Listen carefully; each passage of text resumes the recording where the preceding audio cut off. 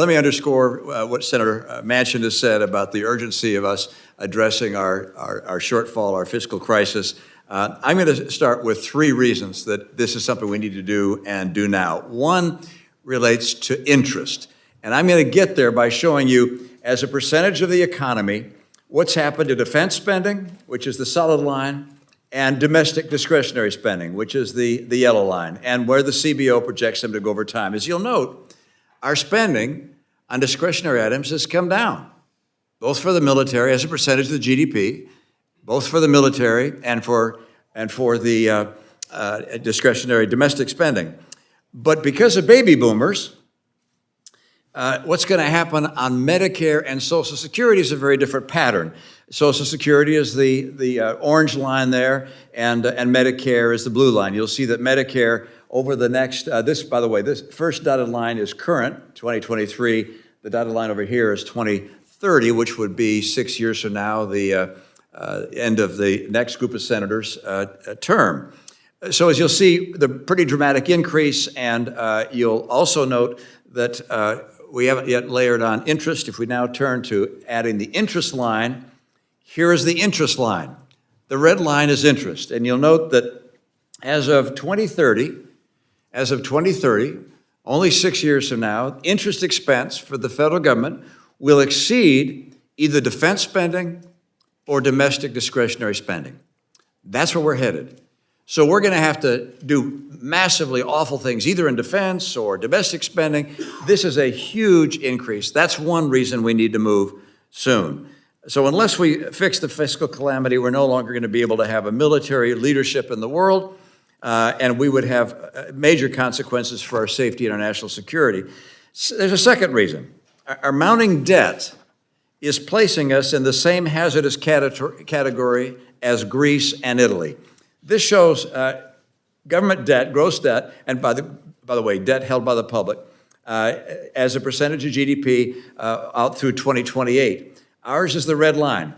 Here's Greece, Italy, Portugal, Ireland, Spain. Notice they're all getting better. We're the one getting worse. And we are now in a category as of 2028 where we're going to have more debt as a percentage of our GDP than Italy. And remember what Greece and Italy and the others went through. This is the trajectory we're on unless we take action soon. Simpson-Bowles told us about this crisis, but it's already here. And our legislation has a built-in path to avoid some of the challenges that were associated with the Simpson-Bowles failure to actually reach a conclusion. Let me just mention what they are. First of all, 4 corners appoint the members of this commission. 3 will be from members, elected members, and then 1 will be an expert, but the expert will not be voting. Only members will be voting on the commission's recommendations. The objective of the commission is to stabilize debt as a share of the GDP. It doesn't talk about any particular program. It just says, let's get our debt as a percentage of the GDP at a stable level. And finally, all spending is being considered and everything's on the table. We don't say this program has to be added, that program. No, it's everything is on the table. And finally, if there's a bipartisan consensus, if we have Republicans and Democrats on this commission that vote together on a bipartisan basis to proceed, then there is a privileged process to take the legislation to the floor and to vote on it in the House and the Senate. In the Senate, by the way, the 20-vote rule would apply.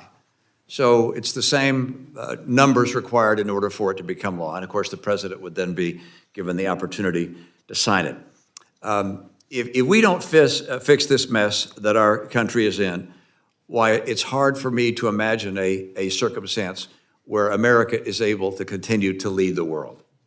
If we're spending more on interest than we're spending on defense, then how in the world are we going to keep up with China, which is already spending a lot more on procurement than we are today? So this is a decision we have. We're either going to be known as a generation that took on tough challenges and solved them, or one that didn't. We all lived in the shadow of the greatest generation. If we don't fix this problem, we're going to be known as the worst generation. Our children, our grandchildren depend on us taking action, and everything's on the table. And I'll just mention one thing, and that is When Bill Clinton was president, he looked to see what Republicans and Democrats could do together. Each came together and found an equal amount of tax increases, revenue increases, and spending cuts, and got a deal done and got us on track and actually got a balanced budget.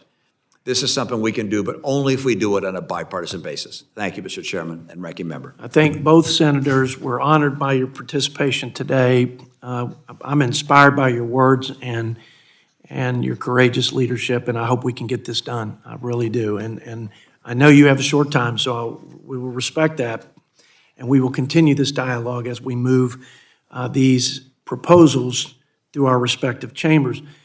I'm going to ask, because I've done a lot of talking here at this hearing, that my friend, my best friend actually, from Georgia, believe it or not, former Chief Deputy Whip Drew Ferguson, we will yield 3 minutes to you for a line of questioning, and then I will yield to the ranking members. So, Drew?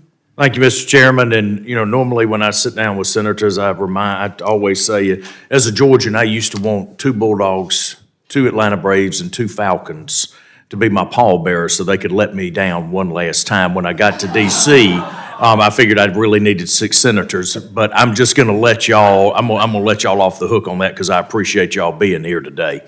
Bottom line, we've had a lot of discussion today on, on a lot of topics, mandatory spending, revenues, all of the different things. But where should we, and we've had discussions about where should we be making investments? Is it in our people? Is it in, is it in our systems? Is it in defense?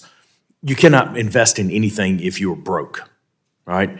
And I go back, I'm a process guy. I think if you develop a good process, you learn to love that process, the process will love you back. You develop a good process. And I go back and I look at the one thing that's a common thread through every single person that has pledged to run for Congress and has been elected, and we've all said we want to be fiscally responsible. What's standing in the way of us? It is a horrible budget process. It is a process where there are 50 acceptable pathways to failure and about 1 or 2 acceptable pathways to success.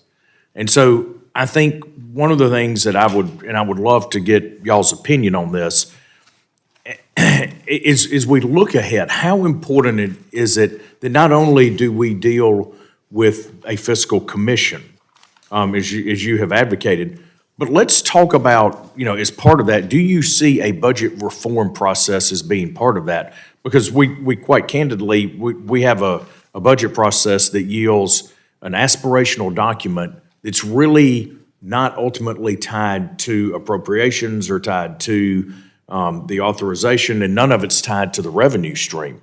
So, Senator Romney, I'd start with you on this. Talk to us a little bit about process reform and how important it is to put a process in place that rewards early success and punishes, and punishes late failure so that Congress is incentivized to do the right thing. I'm not going to disagree with you.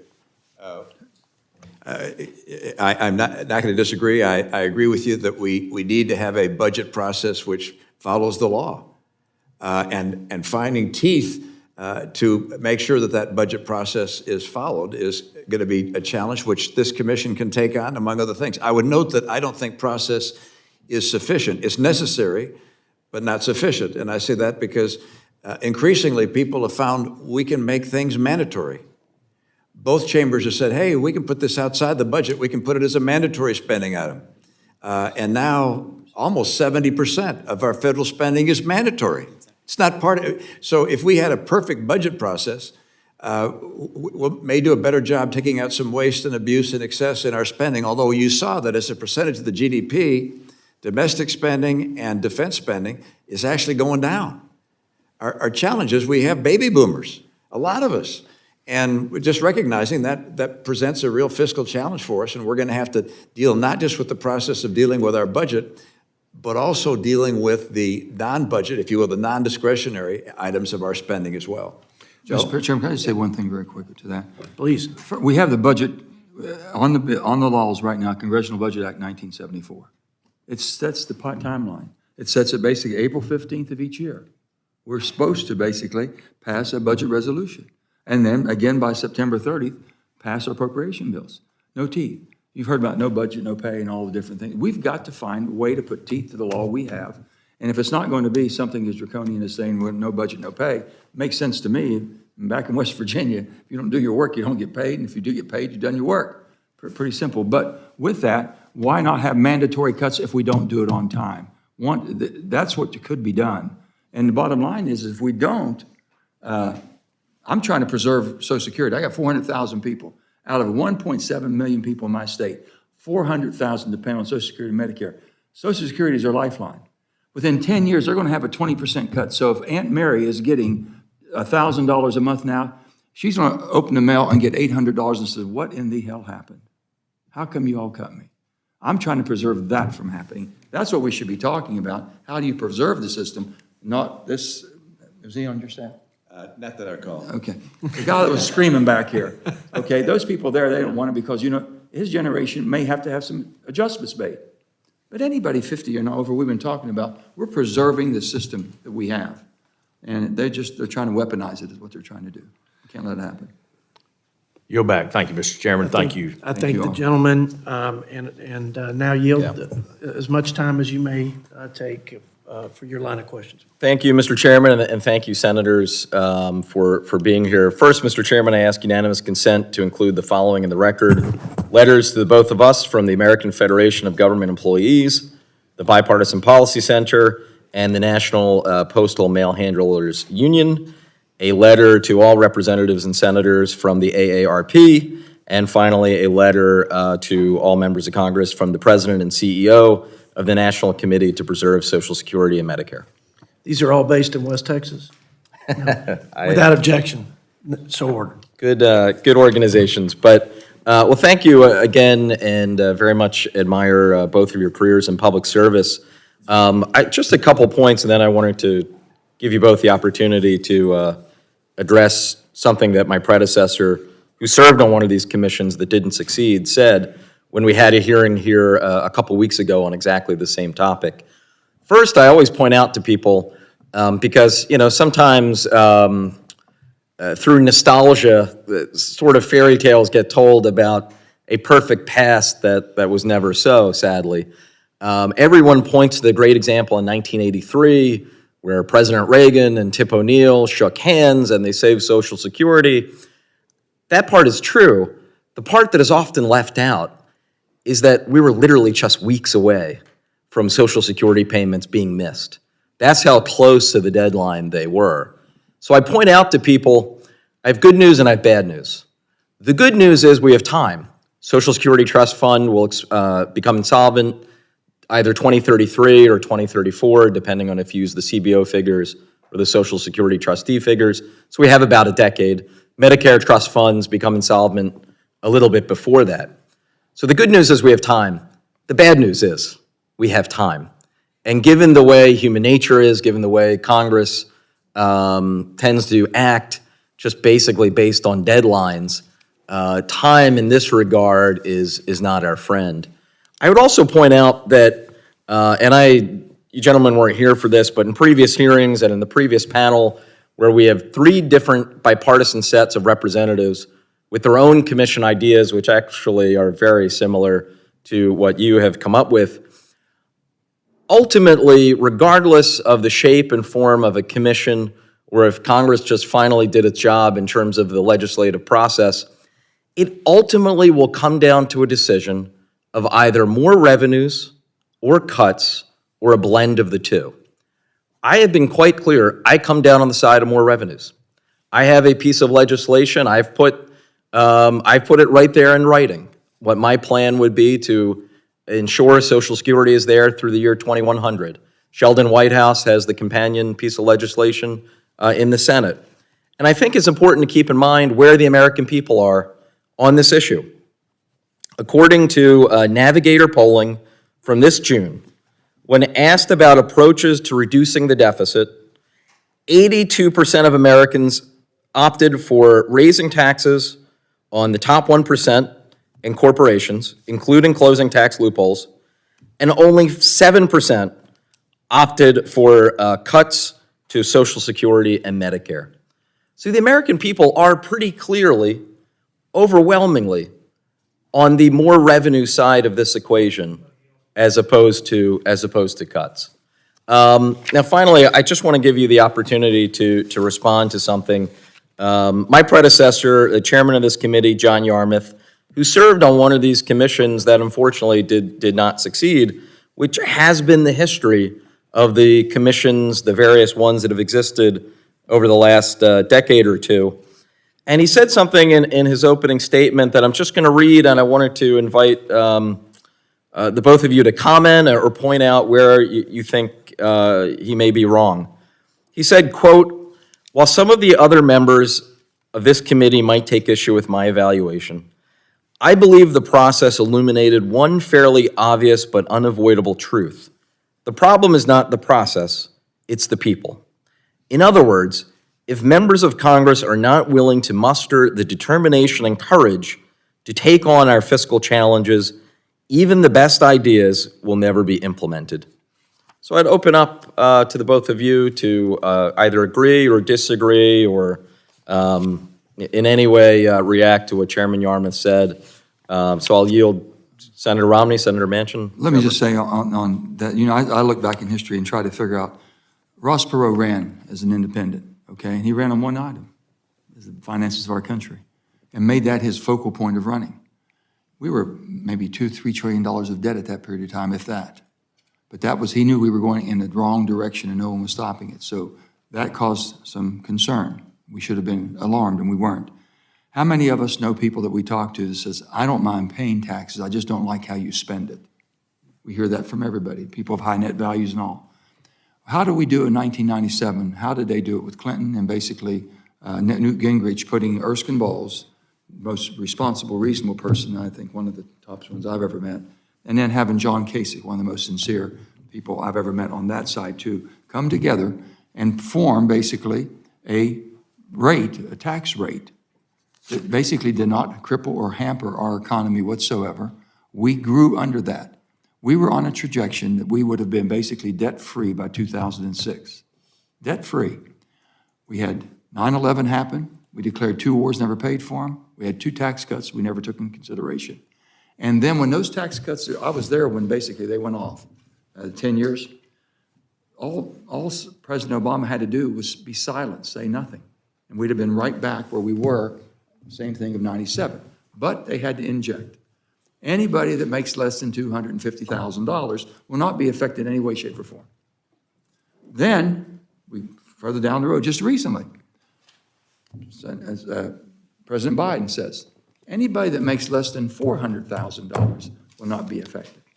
We're all in this. We're all Americans. We're all in this. So if it worked in 97 up to 2001, we had balanced budgets, we had surpluses.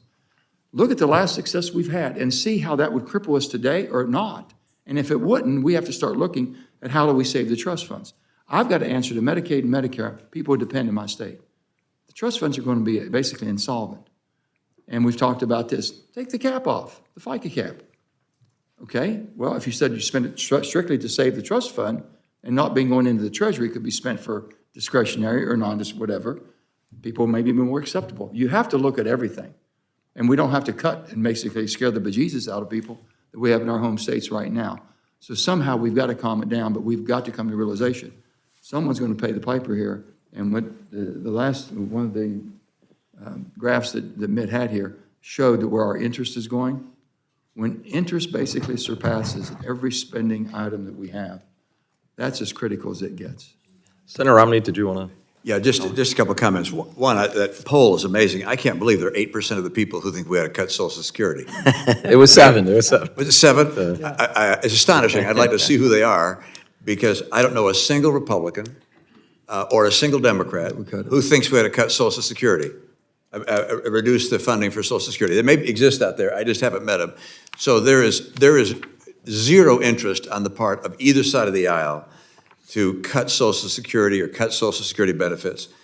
Both the leading contenders for 2024, former President Trump, current President Biden, have both said, we're not going to touch Social Security. And Joe and I fully agree, and my guess is every member of this commission would fully agree. The question is, well, how about for people in their 20s and 30s? What should it look like at that point? How long will they live? What should the tax be? I mean, on what part of income should it be? Should we lift the cap, as Senator Mash has indicated? So all those things are on the table for discussion. One thing that's not on the table is the idea that we're going to cut benefits. That would simply be unacceptable. It's not realistic. I do agree that we have to look for the people that have been elected to solve these problems. Your quote about that is absolutely right. And what we found is that over time, we've come closest to dealing with this challenge, our taxing, spending, fiscal challenge, when there's been a bipartisan effort. And Joe and I just worked together on a bipartisan effort on an infrastructure bill, where equal number of Republicans and Democrats worked together, across the divide, if you will, and got something done. So a bipartisan effort is what I think the Huizenga bill proposes, what we're proposing. They're very similar pieces of legislation. It's saying, hey, let's create a bipartisan effort of elected officials to work together to see if they can come up with something that passes muster on both sides of the aisle. And if it does, let's vote on it, up or down. Because I do think that the urgency today, I mean, I didn't underscore this urgency, but I spent my life in the private sector and the financial sector. It's going to get hard to sell U.S. debt. And we might want to lower interest rates, say, okay, whether we're over the tough times, let's bring inflation has been dealt with, let's bring interest rates down. The Fed's not going to be able to control interest rates if people don't want to buy our treasuries. Their interest rates are going to start going up all by themselves. And you can have a spiral where interest rates go higher, our deficit gets larger, we need issue more treasuries, we have to raise interest rates higher. We can find ourselves in a Latin America type circumstance.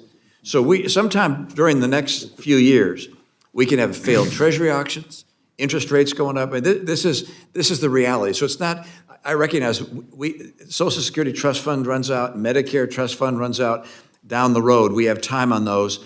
But the urgency of a potentially failed treasury auction, rapidly rising interest rates, and not being able to keep up militarily, that's with us right now. I mean, I would just, while no one should misunderstand me, and Chairman knows this because we've had a ton of hearings, I have never suggested that the deficit or debt is nothing to worry about. Clearly, and actually my colleague who was on one of the previous panels, Mr. Peters from California, points this out, that interest taking an increased percentage of our budget should concern both Democrats and Republicans alike, probably for different reasons, but that is something on which we should all agree. I will say, though, to your point, Senator Romney, I just looked this morning, the 10-year, the yield on the 10-year is down to 4.3. It was above 5 about a month ago, which was a peak. It hadn't been at that level in over a decade.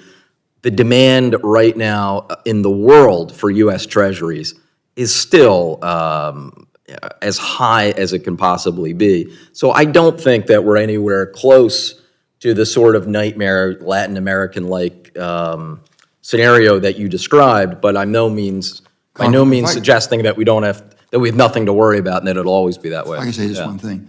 On that, basically, if you look at how much we've increased as far as the Treasury, how much of a quantitative easing we bought ourselves, we've never been in this category.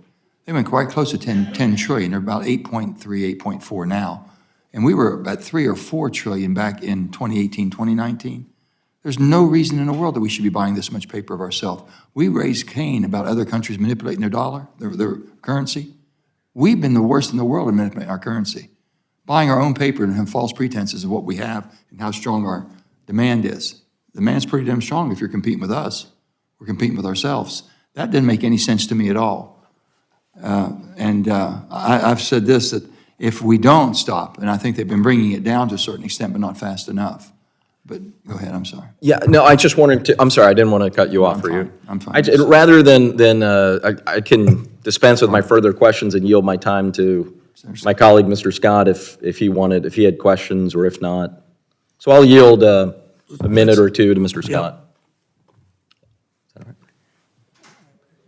Let's make it quick, Mr. Scott, just because they've got to get out of here. Okay. But Well, thank you. Well, I just want to make a point about, we've heard about giving credit to Mr. Kasich and President Clinton for that. I was there in 1993. I mean, I think I'm the only one on the committee. In 1993, we passed a budget, 0 Republicans, House or Senate. And when we passed it, when the 218th vote was cast in the House by Marjorie McGolis-Brzezinski, it wasn't way to go, Marjorie. No, it was bye-bye, Marjorie. She lost her seat along with a total of 34 Democrats lost their seats along with the majority first time in a long time. By 1997, the deficit had already about gone. And so we didn't need a balanced budget amendment. Budget was just about balanced by then. All the political price had been paid. Now, I guess we give credit for George H.W. Bush because he paid a price a couple of years before I got there.